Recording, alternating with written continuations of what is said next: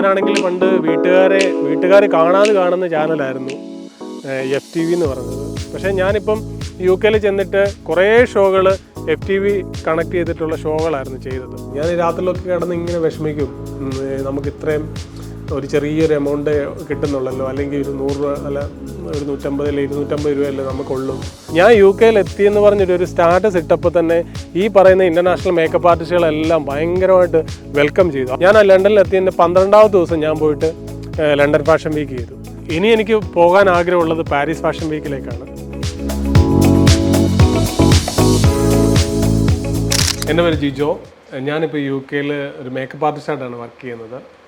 അപ്പോൾ എൻ്റെ ലൈഫിലെ ഏറ്റവും വലിയൊരു ഡ്രീമായിരുന്നു ഇപ്പോൾ ലണ്ടൻ ഫാഷൻ വീക്ക് പോലത്തെ ഷോകളൊക്കെ ചെയ്യണമെന്നുള്ളത്. ഇപ്പം ഏകദേശം ഒരു 4 സീസണായിട്ട് ഞാൻ ലണ്ടൻ ഫാഷൻ വീക്കിൽ വർക്ക് ചെയ്തു.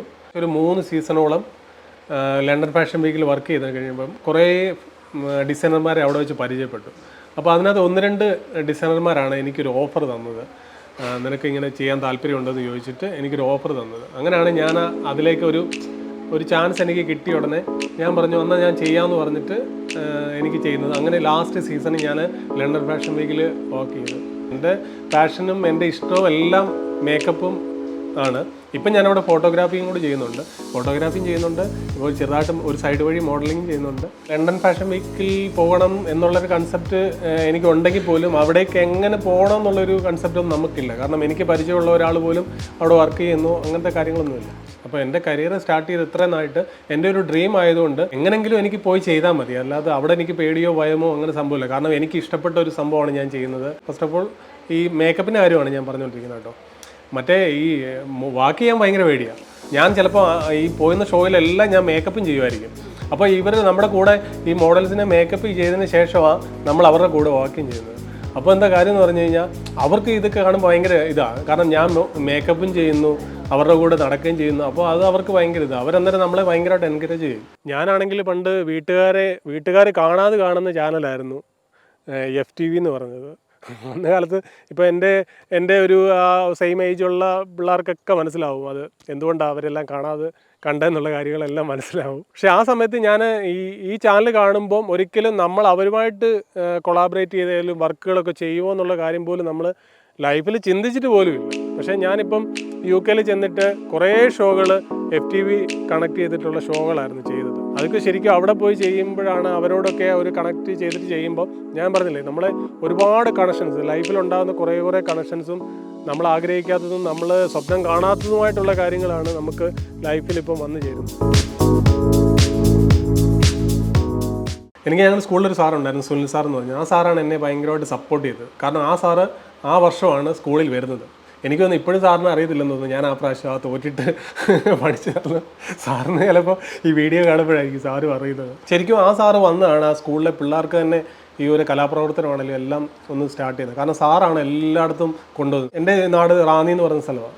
അപ്പം അവിടെ എന്ന് പറഞ്ഞാൽ ഒരു കൊച്ചു നാട്ടിൽ ഒരുപാട് ഇങ്ങനെ ചെറിയ ഈ പ്രോഗ്രാമുകൾ കാണും.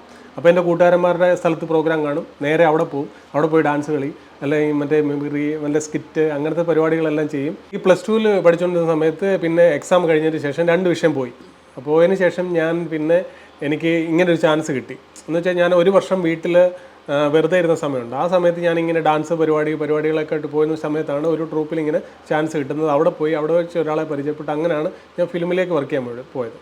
ആദ്യം വർക്ക് ചെയ്ത ഒരു ഫിലിമായിരുന്നു. അതിനകത്ത് ഞാൻ ആർട്ട് വർക്കുകൾ ഉൾപ്പെടെ എല്ലാ പരിപാടികളും ചെയ്തിട്ടുണ്ട്. അതിനുശേഷം പിന്നെ എനിക്ക് വർക്ക് ചെയ്യാൻ വേണ്ടി കിട്ടിയതാണ് കുറച്ച് ഷോർട്ട് ഫിലിം, അതുപോലെ സീരിയൽ, അങ്ങനെയൊക്കെയായിരുന്നു നമ്മൾ ചെയ്തുകൊണ്ടിരുന്നത്. ഫ്രീ എന്ന് പറയുന്ന സീരിയലിൽ വർക്ക് ചെയ്ത സമയത്താണ് റോണക്സ് എന്ന് പറയുന്ന ഒരു മേക്കപ്പ് മാനെ ഞാൻ അവിടെ വെച്ച് പരിചയപ്പെടുന്നത്. അപ്പോൾ ഞാൻ അവിടെ ചെയ്ത കോസ്റ്റ്യൂം ആണ് ഡിപ്പാർട്ട്മെൻറ്റാണ് ചെയ്യുന്നതുകൊണ്ട് രാവിലെ നമുക്ക് എല്ലാ ആർട്ടിസ്റ്റുകളും അവരുടെ ഡ്രസ്സുകൾ കൊണ്ടുതരും. അപ്പോൾ ഞാൻ എല്ലാവരും തേച്ച് വൃത്തിയാക്കി കൊടുത്തു കഴിഞ്ഞാൽ നമ്മുടെ പരിപാടി കഴിഞ്ഞു. പുള്ളി ഒരുപാട് സിനിമകൾ വർക്ക് ചെയ്ത കഥകളും കാര്യങ്ങളും ഒക്കെ. അന്ന് ജനാർദ്ദൻ്റെ പേഴ്സണൽ മേക്കപ്പ്മാനായിരുന്നു പുള്ളി. ഇങ്ങനെ ഓരോ കഥകൾ, സിനിമയിലെ വലിയ കഥകളൊക്കെ ഇങ്ങനെ പറയും. അപ്പോൾ എനിക്ക് അങ്ങനെയാണ് എനിക്ക് സിനിമയിൽ വർക്ക് ചെയ്യണം, അതായത് സിനിമ എനിക്ക് വർക്ക് ചെയ്യണം എന്നുള്ളൊരു കൺസെപ്റ്റൊക്കെ പുള്ളിക്കാരനാണ് എൻ്റെ ലൈഫിലേക്ക് കുറച്ച് കൊണ്ടു തന്നത്. അങ്ങനെ ഞാൻ കുറച്ച് നാൾ കഴിഞ്ഞപ്പോൾ എൻ്റെ വർക്കുകളൊക്കെ അങ്ങനെ കിട്ടാതിരിക്കുന്ന ഒരു സമയത്ത് ഞാൻ ഒരു ദിവസം എൻ്റെ ചേട്ടൻ വിളിച്ചിട്ട് പറഞ്ഞു, എടാ വാ, നിനക്ക് അങ്ങനെ ഉണ്ടെങ്കിൽ വാ. അപ്പോൾ അവൻ മുംബൈയിൽ ഇങ്ങനെ ഒരു കമ്പനിയും കാര്യങ്ങളും ഉണ്ട്. അവൻ അവിടുത്തെ ഒരു മെയിൻ വർക്കും കാര്യങ്ങളും ചെയ്യുന്നത്, നീ വാന്ന് പറഞ്ഞിട്ട്. അപ്പോൾ ഞാൻ ഈ സിനിമാ പ്രവർത്തനം എല്ലാം അങ്ങ് ഉപേക്ഷിക്കുക. കാരണം ഇതിനകത്ത് ഫണ്ടില്ല, പൈസയില്ല. കാരണം ഞാൻ ആദ്യം വർക്ക് ചെയ്തപ്പോൾ എനിക്ക് 75 രൂപ ഒക്കെ ഉള്ളൂ, മനസ്സിലായോ? ആദ്യം വർക്ക് ചെയ്യുന്ന സമയത്ത് ഒരു ദിവസം 75 രൂപയുള്ളൂ. അപ്പോൾ എത്ര ദിവസം വർക്ക് ചെയ്താൽ കിട്ടും നമുക്കൊരു 1000 രൂപ 2000 രൂപ. പിന്നെ വീട്ടിൽ വന്നു കഴിഞ്ഞാൽ അമ്മയുടെ കാല് പിടിച്ചിട്ടാണ് വണ്ടിക്കൂലി മേടിച്ചിട്ടാണ് പോകുന്നത്. പോയി കഴിഞ്ഞ് തിരിച്ച് വരുമ്പോൾ ഇത്ര പൈസ കിട്ടും. അത് കഴിഞ്ഞിട്ട് ആ ഒരു പൈസ കൊണ്ടായിരിക്കും തിരിച്ചു വരുന്നത്. പണ്ടൊക്കെ എൻ്റെ കൂടെ വർക്ക് ചെയ്യുന്ന ആൾക്കാർക്കൊക്കെ നമ്മുടെ മേക്കപ്പ്മാനൊക്കെ പറയുന്നുണ്ട്, മേക്കപ്പ്മാൻ എന്തെങ്കിലും പൈസ ഇങ്ങനെ ചുരുട്ടി കൊടുക്കും. ആ ചുരുട്ടി കൊടുക്കുന്ന പൈസ കൊണ്ട് അവർ വീട്ടിലോട്ട് പോകുന്നത്. അത് ചിലപ്പോൾ അവർ മാറിക്കഴിയുമ്പോൾ എണ്ണി നോക്കുമ്പോൾ വളരെ തുച്ഛമായിട്ടുള്ള പൈസ കാണത്തുള്ളൂ. പക്ഷേ ഞങ്ങൾ പോയി കഴിഞ്ഞപ്പം ഒരു ദിവസം 75 രൂപ 100 രൂപ, അതിങ്ങനെ ഒരു മാസം കഴിഞ്ഞപ്പോൾ 2 മാസം കഴിയുമ്പോൾ അത് 100 രൂപയായി, പിന്നെ 125 രൂപയായി. അതൊക്കെ ഉള്ളൂ. അതാണ് അവരുടെ ഏറ്റവും വലിയ സാലറി എന്ന് പറഞ്ഞാൽ 100-125 രൂപയാണ് ആ സമയത്ത് സീരിയലൊക്കെ വർക്ക് ചെയ്ത് ആ സമയത്ത് കിട്ടുന്ന പൈസ. പക്ഷേ സിനിമയിൽ എപ്പോഴും ഒരു പറച്ചിലുണ്ട്. അതായത് സിനിമയിലെ സാമ്പാർ കൂട്ടിയവരാരും തിരിച്ചു പോകത്തില്ല എന്നൊരു കൺസെപ്റ്റ് പണ്ട് പോലെ സിനിമയിലെ ആൾക്കാർ പറയുന്നൊരു കാര്യം. കാരണം സിനിമയിൽ നമ്മൾ 1-2 വർക്കുകളൊക്കെ ചെയ്താലും പിന്നെ നമ്മൾ തിരിച്ചു വന്നാലും ആൾക്കാർ നമ്മളോട് ഇങ്ങനെ ചോദിച്ചുകൊണ്ടിരിക്കും, നിങ്ങൾ ഇപ്പോൾ സിനിമയൊന്നുമില്ലേ, ഇപ്പോൾ വർക്കൊന്നുമില്ലേ എന്ന് ചോദിച്ചുകൊണ്ടിരിക്കുമ്പോൾ നമുക്കതൊരു ബാധ്യതയാണ്. അപ്പോൾ നമുക്ക് സിനിമ വർക്ക് ചെയ്തേ പറ്റത്തുള്ളൂ. നമ്മൾ വീണ്ടും സിനിമയിലേക്ക് തന്നെ തിരിച്ചു പോകും. അപ്പോൾ ഞാൻ അവിടെ പോയിട്ട് 5 മാസം ചേട്ടൻ്റെ കമ്പനി എന്ന് പറഞ്ഞാൽ ചേട്ടൻ ആദ്യം മുംബൈയിൽ കല്യാണിലായിരുന്നു. അപ്പോൾ അവൻ പോയിട്ട് എന്നെ അവിടുത്തെ ഒരു മറാഠി ഒരു ചേട്ടൻ്റെ കൂടെ ആക്കി. മെഡിസിൻ മിഷൻ ഉണ്ടാക്കുന്ന കമ്പനിയാണ്. അപ്പോൾ അതിൻ്റെ ഓരോ അളവുകൾ പുള്ളി എടുത്തു തരും. അപ്പോൾ ഞാനിത് ലെയ്ത്ത് പോലത്തെ സാധനത്തിനകത്ത് കട്ട് ചെയ്ത്, അപ്പോൾ എല്ലാ ദിവസവും എൻ്റെ കൈ മുറിയും, പല കാര്യങ്ങളാണ് കേട്ടോ. എനിക്കാണെങ്കിൽ എല്ലാ ദിവസവും രാത്രി വന്ന് ഇങ്ങനെ എന്ന് വെച്ചാൽ ഭയങ്കര വിഷമമാവും. അതിന് ഞാൻ എന്ത് ചെയ്യും, ചേട്ടൻ്റെ ഇങ്ങനെ കോയിൻ മേടിക്കും. അന്ന് അവിടെ നിന്ന് കോയിൻ ഇട്ടിട്ട് വിളിക്കാം. അപ്പം ഞാൻ എന്ത് ചെയ്യും, ഞാൻ എല്ലാ ദിവസവും എനിക്കറിയാവുന്ന സിനിമ ഞാൻ വർക്ക് ചെയ്തിട്ടുള്ള ആൾക്കാരെ എല്ലാ ദിവസവും ഞാൻ ചേട്ടൻ്റെ 10 രൂപ മേടിച്ചുകൊണ്ട് പോകും. അപ്പോൾ ആ കോയിൻ ഇടും, ഇട്ടിട്ട് വിളിക്കും. അത് ഒരു മിനിറ്റിനുള്ളിൽ അത് കട്ടാവും. അങ്ങനെ ഒരു 5 മാസമായി. 5 മാസമായപ്പോൾ ഞാൻ എല്ലാ ദിവസവും ചേട്ടൻ്റെ കൂടെ പോകുന്നു. അവസാനം ഞാൻ ചേട്ടനോട് പറഞ്ഞു, എനിക്ക് വയ്യ അവിടെ വരാൻ, കാരണം ഭയങ്കര പൊടിയും അങ്ങനത്തെ പ്രശ്നങ്ങളും കാര്യങ്ങളുമാണ്. പിന്നെ എല്ലാ ദിവസവും ഈ സാധനം എന്ന് വെച്ചാൽ ഭയങ്കര ഇരുമ്പ് സാധനമാണ്. അപ്പോൾ അതിങ്ങനെ കട്ട് ചെയ്യുമ്പോൾ തന്നെ നമ്മുടെ കയ്യിൽ എല്ലാ ദിവസവും കയറുക. എല്ലാ ദിവസവും മുറിയാനേ സമയമുള്ളൂ. ഈസ്റ്ററായി, അപ്പോൾ എനിക്ക് നാട്ടിൽ വരണം. അപ്പോൾ മേക്കപ്പ്മാൻ റോണ എന്നോട് പറഞ്ഞു, ജിജോ എടാ, എൻ്റെ കൂടെ വർക്ക് ചെയ്യുന്ന പയ്യൻ ഇപ്പോൾ പോയി, നിനക്ക് എൻ്റെ കൂടെ വർക്ക് ചെയ്യാൻ പറ്റുമെങ്കിൽ നീ കയറി വാന്ന് പറഞ്ഞു. എനിക്ക് ആകെ പ്രശ്നമായി, കാരണം ചേട്ടൻ എന്നെ അങ്ങോട്ട് കൊണ്ടുപോവുകയും ചെയ്തു. അപ്പോൾ എനിക്ക് അവിടെ നിന്ന് എങ്ങനെയും മുങ്ങണം. അപ്പോൾ റോണയാണ് എനിക്ക് കുറേ ചാൻസുകളും എല്ലാം തന്നത്. എനിക്ക് രതീഷ് അമ്പാടിയെ പരിചയപ്പെടുത്തി തരുന്നത് റോണയാണ്. അങ്ങനെയാണ് ഞാൻ അവിടേക്ക് വർക്ക് ചെയ്യാൻ അവരുടെ ആ ടീമിലേക്ക് ഞാൻ എത്തിപ്പെടുന്നത്. അതിനുശേഷം ആ ടീമിൻ്റെ കൂടാണ് ഞാൻ കൂടുതൽ വർക്ക് ചെയ്തത്. പിന്നെ പ്രദീപ് രംഗത്ത് എന്ന് പറയുന്ന മേക്കപ്പ് ആർട്ടിസ്റ്റ് ഉണ്ടായിരുന്നു. അദ്ദേഹത്തിനൂടെ ഞാൻ കുറേ പടങ്ങൾ വർക്ക് ചെയ്തു. നമുക്ക് ഇപ്പോൾ ഒരു വർക്ക് കഴിഞ്ഞ് തിരിച്ചു വന്നാലും നമ്മുടെ ആ ഫണ്ട് അത്ര ദിവസം കൊണ്ട് നമ്മുടെ നിന്ന് കട്ടായി പോകും. അപ്പോൾ അങ്ങനെ ഒരു സമയം ഉള്ളതുകൊണ്ട് ഭയങ്കര ബുദ്ധിമുട്ടായിരുന്നു. ഞാൻ രാത്രിയിലൊക്കെ കിടന്ന് ഇങ്ങനെ വിഷമിക്കും, നമുക്ക് ഇത്രയും ഒരു ചെറിയൊരു എമൗണ്ട് കിട്ടുന്നുള്ളല്ലോ, അല്ലെങ്കിൽ ഒരു 100 രൂപ അല്ല ഒരു 150 അല്ലെങ്കിൽ 250 രൂപയല്ലേ നമുക്കുള്ളൂ. അപ്പോൾ അതുകൊണ്ട് നമ്മുടെ എങ്ങനെ കരിയർ ബിൽഡ് ചെയ്യാൻ പറ്റത്തില്ല. അങ്ങനത്തെ ഒരുപാട് വിഷമങ്ങളൊക്കെ പണ്ടിങ്ങനെ കിടന്ന് വിഷമിച്ച കാര്യങ്ങളൊക്കെ ഉണ്ട്. അതിനുശേഷമാണ് ഞാൻ സ്വന്തമായിട്ടൊരു സംഭവം തുടങ്ങണം എന്നുള്ള പ്ലാനിങ്ങുകളൊക്കെ അന്നുണ്ടായിരുന്നു. പക്ഷേ കുറേ നാളുകൾ ഈ സിനിമ ചെയ്തുകൊണ്ടിരിക്കുന്ന സമയത്ത്, സിനിമ വന്നുകൊണ്ടിരിക്കുന്ന സമയത്ത് നമുക്കൊന്നും ഒരിക്കലും വേറെ ഒന്നിനെപ്പറ്റി ചിന്തിക്കാൻ നമുക്ക് പറ്റത്തില്ല. അതിനുശേഷം എൻ്റെ ചേട്ടനാണ് സിനിമയിൽ കാർഡ് എടുക്കാൻ വേണ്ടി ഒരു എമൗണ്ട് എനിക്ക് തരുന്നത്. അങ്ങനെയാണ് ഞാൻ സിനിമയിൽ ആദ്യമായിട്ട് ഒരു കാർഡ് എടുക്കുന്നത്. ആ സമയത്ത് നമുക്ക് കാർഡ് എടുത്താലേ വർക്ക് ചെയ്യാൻ പറ്റത്തുള്ളൂ. എനിക്ക് പിന്നെ കുറച്ച് നാൾ കഴിഞ്ഞപ്പോൾ ഒരു മേക്കപ്പ് സ്റ്റുഡിയോ സ്റ്റാർട്ട് ചെയ്യണമെന്ന് ഭയങ്കര ആഗ്രഹം ഉണ്ടായിരുന്നു. അപ്പോൾ ഞാൻ ചേട്ടനോട് പറഞ്ഞപ്പോൾ ചേട്ടനാണ് എനിക്കൊരു ഫണ്ട് അതിനുവേണ്ടി തരുന്നത്. അതാണ് എൻ്റെ കരിയറിനെ ശരിക്കും അത് വേറൊരു ബ്രേക്ക് എന്ന് പറയാം. കാരണം എനിക്ക് എൻ്റെ കയ്യിലേക്ക് പൈസ വരാൻ വേണ്ടിയുള്ള ഒരു കാര്യം അവിടെ നിന്നാണ് സ്റ്റാർട്ട് ചെയ്യുന്നത്. അതുവരെ സിനിമയിൽ നിന്ന് കിട്ടുന്ന എല്ലാം നമ്മുടെ കയ്യിൽ നിന്ന് പോകുന്നല്ലാതെ ഒന്നുമില്ല. അതിനുശേഷമാണ് ഞാൻ കൂടുതലും ഈ ബ്രൈഡൽ മേക്കപ്പ്, ഈ ഫോട്ടോഷൂട്ട് പരിപാടികളിലേക്ക് മാറുന്നത്. ഞാൻ ഈ കോവിഡ് സമയത്താണ് ഏറ്റവും കൂടുതൽ ഇൻ്റർനാഷണൽ കണക്ഷൻസുകളെല്ലാം ഉണ്ടാക്കിയത്. കാരണം ഞാനിവിടെ നിന്നിട്ട് ഇൻ്റർനാഷണൽ മേക്കപ്പ് ആർട്ടിസ്റ്റുകളെ, ഫോട്ടോഗ്രാഫറെ എല്ലാം കണക്ട് ചെയ്തേക്കുന്ന ഈ കോവിഡിൻ്റെ കാലഘട്ടത്തിൽ ഞാൻ വീട്ടിലിരുന്ന സമയത്താണ്. എൻ്റെ ഷോപ്പ് ഓപ്പൺ ചെയ്യാൻ പറ്റാതെ 5 മാസം അടഞ്ഞു കിടക്കുന്നു. അതും എനിക്ക് കരിയർ മുമ്പിലോട്ട് പോകുന്നില്ല. പക്ഷേ എൻ്റെ എല്ലാം ഞാനോർത്തു, ഞാൻ ഒരു സമയത്ത് ഞാനത് തീർന്നെന്ന് വിചാരിച്ചു. പക്ഷേ എന്നാൽ പോലും നമുക്ക് ഈ ഒരു സൈഡിൽ നിന്ന് ഭയങ്കരമായിട്ടൊരു സപ്പോർട്ട് കിട്ടിയപ്പോൾ തന്നെ എനിക്കത് ഭയങ്കര ഒരു ഭാഗ്യമായിട്ട് ഞാൻ കൂട്ടി. ശരിക്കും ആ ഒരു കണക്ഷനാണ് ശരിക്കും എന്നെ ഈ ഒരു ലെവലിലോട്ട് എത്തിച്ചത്. കാരണം ഞാൻ അവിടെ നിന്ന് ആ സമയത്ത് ഞാൻ ഹെയർ സ്റ്റൈലിനെ കൂടുതൽ പഠിച്ചു. ഞാൻ അങ്ങനെ ക്ലാസ്സുകൾ എടുക്കാൻ തുടങ്ങി. കുറേ ക്ലാസ്സുകൾ അറ്റൻഡ് ചെയ്തു. അതിനുശേഷം ഞാൻ യു കെയിലെത്തി. ഞാൻ യു കെയിലെത്തി എന്ന് പറഞ്ഞൊരു സ്റ്റാറ്റസ് ഇട്ടപ്പോൾ തന്നെ ഈ പറയുന്ന ഇൻ്റർനാഷണൽ മേക്കപ്പ് ആർട്ടിസ്റ്റുകളെല്ലാം ഭയങ്കരമായിട്ട് വെൽക്കം ചെയ്തു. അതെനിക്ക് ഭയങ്കരമായിട്ട് സ്ട്രൈക്കായി. എന്ന് വെച്ചാൽ ഞാൻ ഒരിക്കലും പ്രതീക്ഷിക്കുന്നില്ല, ഇവരോട് ആരോടും ഞാൻ പറഞ്ഞിട്ടുമില്ല ഞാൻ യു കെയിലോട്ട് വരുന്നുണ്ടെന്നുള്ള കാര്യം ഞാൻ ആരോടും പറഞ്ഞിട്ടുമില്ല. പക്ഷേ ഇവരെല്ലാം ഭയങ്കരമായിട്ട് വെൽക്കം ചെയ്ത് കഴിഞ്ഞപ്പോൾ അതെന്നെ ഭയങ്കരമായിട്ട് സ്ട്രൈക്ക് ചെയ്തു. ഏകദേശം ഒരു 8 ദിവസം കഴിഞ്ഞപ്പോൾ തന്നെ എനിക്ക് ആദ്യം തന്നെ ലണ്ടൻ ഫാഷൻ വീക്കിൻ്റെ ഒരാളൊരു കോൾ ചെയ്തു. എന്നിട്ട് ആദ്യം എന്നോട് പറഞ്ഞു, ഞാൻ ഇന്ന ദിവസം ഒരു മേക്കപ്പ് ആർട്ടിസ്റ്റിന് ഒഴിവുണ്ട്, നിങ്ങൾക്ക് വരാൻ പറ്റുമെന്ന്. അന്ന് എനിക്ക് അവിടെ ചെന്നപ്പോൾ ഈ BRP കാർഡിൻ്റെ പ്രശ്നങ്ങളൊക്കെ ഉള്ളതുകൊണ്ട് എനിക്ക് അന്ന് പോകാൻ പറ്റത്തില്ലെന്ന് വിചാരിച്ച് ഞാൻ അന്ന് പോയില്ല. പക്ഷേ ഞാൻ ആ ലണ്ടനിൽ എത്തിയതിൻ്റെ 12ാമത്തെ ദിവസം ഞാൻ പോയിട്ട് ലണ്ടൻ ഫാഷൻ വീക്ക് ചെയ്തു.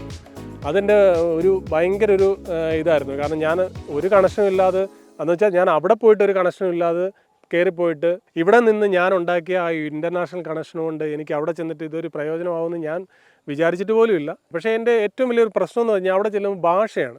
കാരണം നമുക്ക് ഇവരോട് കമ്മ്യൂണിക്കേഷൻ ചെയ്യാൻ പറ്റുന്നില്ല. നമുക്ക് ചിലപ്പോൾ മെസ്സേജ് അയക്കാം, പക്ഷേ അവരോട് സംസാരിക്കുമ്പോൾ നമുക്ക് മനസ്സിലാവുന്നേ ഇല്ല. പക്ഷേ എനിക്കൊരു ബാധ്യതയായിട്ട് എനിക്ക് ആദ്യം തോന്നിയെങ്കിലും, പക്ഷേ ഇവർ നമ്മുടെ വർക്ക് കണ്ടിട്ട് അവർക്കെല്ലാം ഭയങ്കരമായിട്ട് അപ്രീഷിയേറ്റ് ചെയ്യുകയും അതെനിക്ക് ഭയങ്കര എൻ്റെ ഭാഷയെക്കാട്ടി മുകളിലായിരുന്നു എൻ്റെ വർക്കിൻ്റെ എനിക്ക് കിട്ടിയ ഒരു സംഭവം. അവരെന്ന് വെച്ചാൽ അവർ ഭയങ്കരമായിട്ട് നമ്മളെ അപ്രീഷിയേറ്റ് ചെയ്യും. ഓരോ വർക്ക് കഴിയുമ്പോഴും അപ്രീഷിയേറ്റ് ചെയ്യും. നമ്മൾ ചെയ്ത് കഴിഞ്ഞാൽ നമ്മുടെ പോസിറ്റീവ് വശങ്ങളാണ് അവർ കൂടുതൽ സംസാരിക്കുന്നത്. അതെനിക്ക് ഭയങ്കരമായിട്ടൊരു ഭയങ്കര ഹാപ്പിനെസ് കൊണ്ടെത്തുന്നു. കാരണം ഏത് വർക്ക് ചെയ്താലും അവർ ഭയങ്കരമായിട്ട് നമ്മളെ സപ്പോർട്ട് ചെയ്യും. പിന്നെ അവർ മറ്റുള്ളവരെ പരിചയപ്പെടുത്തും, ഒരുപാട് ആൾക്കാരെ നമ്മളെ കണക്ട് ചെയ്യിപ്പിക്കും. പക്ഷേ ഇവിടെ നമുക്ക് കിട്ടാത്തൊരു കാര്യമാണ് നമുക്ക് പുറം രാജ്യത്ത് നമുക്ക് വേണ്ടി തരുന്നത്. ഞാൻ 2ാം ക്ലാസ്സിൽ പഠിക്കുമ്പോഴാണ് പപ്പ മരിച്ചു പോകുന്നത്.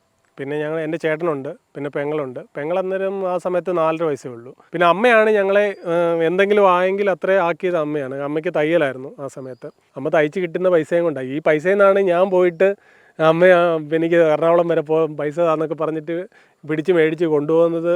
അത് തന്നത്. പക്ഷേ ഞാൻ തിരിച്ചു വരുമ്പം അമ്മ അന്നേരം ചോദിച്ച് എൻ്റെ നിന്ന് മേടിക്കും. എടാ ഞാൻ കഴിഞ്ഞ ദിവസം നിന്ന പൈസ ഇങ്ങനെ താന്ന് പറഞ്ഞു, അതെങ്കിലും താന്ന് പറഞ്ഞിട്ട് ആ പൈസ അമ്മ മേടിക്കും എല്ലാ പ്രാവശ്യവും. പെങ്ങൾക്കന്ന് ജോലി ഉണ്ടായിരുന്നു. ആ ജോലിയുള്ള സമയത്ത് ഞാനിങ്ങനെ പൈസ ഒക്കെ 100 രൂപയൊക്കെ എടുത്തിട്ട് ഞാൻ എല്ലാ പ്രാവശ്യവും അവളുടെ പേഴ്സിനകത്ത് ഇങ്ങനെ എഴുതി വെക്കും, എടി നിൻ്റെ ഒരു 100 രൂപ ഞാൻ എടുത്തിട്ടുണ്ട് എന്ന് പറയും. അല്ലാതെ ഞാൻ പെട്ടെന്നൊക്കെ അല്ലാതെ എടുത്തോണ്ടൊന്നും പോകത്തില്ല. അമ്മയുടെ കാര്യം പറയുവാണെങ്കിൽ അമ്മ സ്ട്രഗിൾ ചെയ്ത സമയം എന്ന് പറഞ്ഞാൽ ഞങ്ങൾക്ക് ഇത്രയും ചെറിയ പ്രായമായിരുന്നു. അമ്മയ്ക്കന്ന് ഒരു ജീവിതത്തെക്കുറിച്ച് അന്നൊക്കെ ചിന്തിക്കാമായിരുന്നു. ഒരുപാട് കാര്യങ്ങൾ അമ്മയുടെ ആൾക്കാർ അങ്ങനെ പറഞ്ഞിട്ടുണ്ട്. പക്ഷേ അമ്മ ഞങ്ങളുടെ ഒരു കരിയർ എല്ലാം അമ്മ നോക്കിയോണ്ടാണ് കൂടുതലും അമ്മ അതിനെപ്പറ്റി ചിന്തിക്കാഞ്ഞത്. കാരണം ചേട്ടന് പഠിക്കുമായിരുന്നു, ഞാനും പഠിക്കുമായിരുന്നു, പെങ്ങൾ ചെറിയ കൊച്ചായിരുന്നു. എടാ നീ ഇതിനെ പോകണ്ട, അല്ല ആൾക്കാർ ഇത് പറയുന്നു അത് പറയുന്നു ഒന്നും അമ്മ പറയുന്നില്ല. ഞാൻ എപ്പോൾ എന്തൊക്കെ ഒരു പൈസയാണെങ്കിലും എന്തെങ്കിലും കാര്യം ചോദിച്ചാലും അമ്മ അതിന് വലിയ സപ്പോർട്ടില്ലേ പോലും അമ്മ അതിന് കാര്യങ്ങളെല്ലാം റെഡിയാക്കി തരുമായിരുന്നു. മൂത്ത ആള് ഉഴപ്പി എങ്ങോട്ടേലും ഓടിപ്പോയാൽ അതിൻ്റെ പുറകെ ഇയാൾ ഓടിപ്പോവും.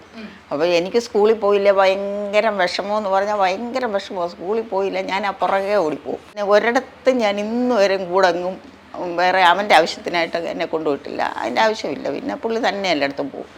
അപ്പം പിന്നെ അത് കഴിഞ്ഞ് 10ാം ക്ലാസ്സിൽ പഠിച്ചുകൊണ്ടിരിക്കുമ്പോൾ തന്നെ പുള്ളിക്ക് അങ്ങ് ഈ സിനിമയുടെ ഉള്ള ഇഷ്ടം കൂടി. പിന്നെ എൻ്റെ അടുക്ക വന്ന് പൈസ ചോദിക്കുമ്പോൾ വണ്ടിക്കൂലി വേണം. അപ്പം ഞാൻ പറയും വയ്യാറൊക്കെ ആകുമ്പോൾ ഞാൻ പറയും പോകണ്ട, എനിക്ക് നീ പേടിയാ, നീ പോകല്ല. അത് അമ്മ അങ്ങനെ പറയുന്ന പോലെയല്ല. അങ്ങനെ പറഞ്ഞാൽ എനിക്ക് ആ സമയത്തിന് അവിടെ ചെല്ലാൻ പറ്റത്തില്ല. അത് നമ്മുടെ ഇഷ്ടത്തിനല്ലല്ലോ അവിടെ വർക്കുകൾ നടക്കുന്നത്. പൈസയൊന്നും കാണത്തില്ല, പോയാലും പൈസയൊന്നും കാണത്തില്ല. പിന്നെയും പോകുമ്പോൾ എന്നോട് പൈസ വാങ്ങിക്കും. പിന്നെ നമ്മൾ കൂടെ നിന്നങ്ങ് എല്ലാത്തിനും പിന്നെ ഇവൻ്റെ ഇഷ്ടത്തിനങ്ങ് കൂടെ നിൽക്കുകയല്ല, പിന്നെ രക്ഷയില്ലല്ലോ. ഈ ഫിലിമിൻ്റെ ഈ വർക്കിന് പോകുമ്പോഴും എനിക്ക് ആ പേടി അതൊക്കെയാണ് മനസ്സിൽ. ജിജോ എൻ്റെ ബ്രദറാണ്, എൻ്റെ എൽഡർ ബ്രദറാണ്. +2 കഴിഞ്ഞപ്പോഴത്തേക്കിന് ജിജോ സിനിമാ ഫീൽഡിലേക്കൊക്കെ പോയപ്പം ആക്ച്വലി നമ്മൾക്ക് വീട്ടിലുള്ളവർക്കൊക്കെ വലിയ ടെൻഷൻസ് ഉണ്ടായിരുന്നു. പിന്നീടാണ് ജിജോ മേക്കപ്പ് മേഖലയിലേക്കും ഒക്കെ വന്നു കഴിഞ്ഞപ്പം ആണ് നമുക്ക് ശരിക്കും മനസ്സിലായത്. പിന്നെ ഞാൻ നഴ്സിംഗ് പഠിക്കാൻ പോയി. അത് കഴിഞ്ഞിട്ട് ജിജോ ആണ് ശരിക്കും എന്നെ മേക്കപ്പിൻ്റെ ഒരു മേഖല എന്ന് പറയുന്ന ഒരു സാധനം കാണിച്ചു തന്നത് തന്നെ ജിജോ ആണ്. അപ്പോഴാണ് ശരിക്കും നമുക്കിതിൻ്റെ സാധ്യതകളെ പറ്റിയൊക്കെ മനസ്സിലാക്കാൻ പറ്റിയത്. ഇന്നിപ്പം ജിജോ നിൽക്കുന്നിടത്ത് നമുക്ക് വളരെ പ്രൗഡാണ്. ഇനി എനിക്ക് പോകാൻ ആഗ്രഹമുള്ളത് പാരീസ് ഫാഷൻ വീക്കിലേക്കാണ്. അതിനുള്ള കാര്യങ്ങളൊക്കെ ഞാൻ ഏകദേശം സെറ്റാക്കി വെച്ചിരിക്കുകയാണ്. മാർച്ചിലാണ് അതിൻ്റെ ഷോ വരുന്നത്. എൻ്റെ ഏറ്റവും വലിയൊരു ഡ്രീം അതാണ്. അതിനിയും എനിക്ക് അച്ചീവ് ചെയ്യണം. അതാണ് എനിക്ക് ഇനി ചെയ്യാനുള്ളത്.